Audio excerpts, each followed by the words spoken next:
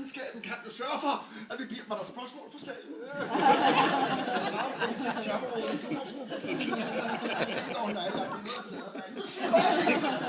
Altså, nu skal vi hjælpe Harlem ind i næste år. Nu ved jeg jo, at Harlem han har arbejdet med svineri det meste af sit liv.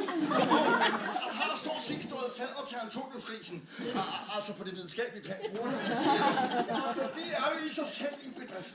Og jeg vil sige, at Hr. Petersen, når jeg ligesom går, jeg har lavet lidt research. Og jeg ved, at Hr. Petersen, undskyld, Harlem, det var Hr. Petersen, der sidder herovre. Jeg vil bare sige, Harlem har det tilfælde, er lidt debatlysten, og det er jeg også.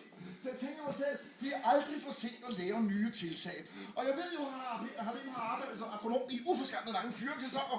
Og der er det, når man skal ud og arbejde med kunderne derude, så kommer vi ikke ud om det begreb, der hedder kommunikation. Og det vil jeg gerne undervise i de næste 4,5 timer, inden vi skal i gang med toiletter med fyldt sprængt nakke med sol og regn på is. Og bagefter skal vi have kaffe